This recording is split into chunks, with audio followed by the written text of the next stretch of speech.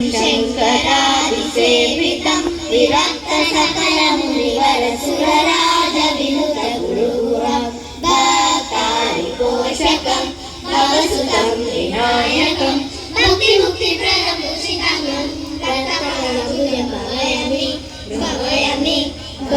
भवयामि मुदाकरातमोदकं सदा विमुक्तिसाधकं कलाधरावतंसकं विलासिलोकरक्षकम् अनायकैकनायकं विनाशिदेवदैत्यकं लताशुभाशुनाशकं नमामि तं विनायकम्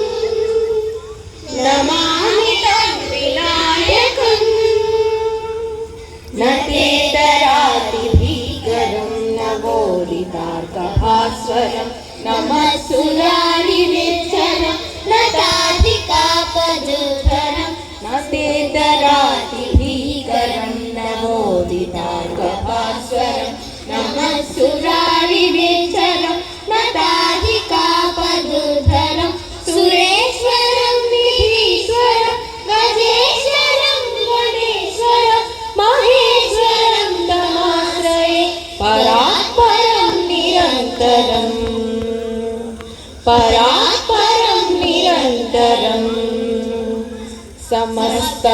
समस्तलोकशङ्करं निरस्तदैत्यकुञ्जरं दरेदरोदरं वरं वरे भवत्रमक्षरं कृपाकरं क्षमाकरं मुदाकरं यशस्करं मनस्करं नमस्कृतं नमस्करोमि भास्वरम्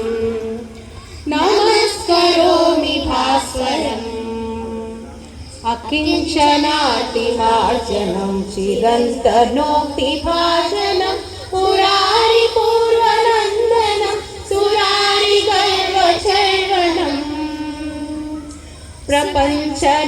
प्रपञ्चनाशभीषणं धनञ्जयादिभूषणं कपोलदानवारणं भजे पुराणवारणं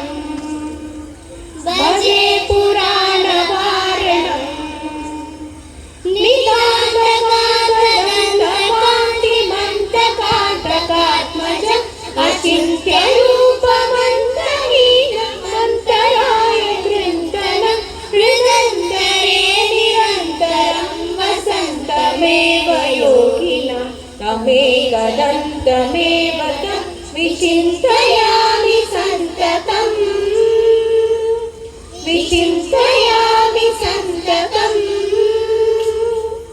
महागणेश पञ्चरत्नमादरेण लोह्वहं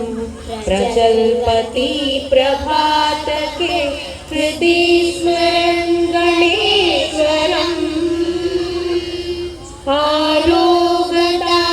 आरोगतामदोषतां सुसाहितीं सुपुत्रतां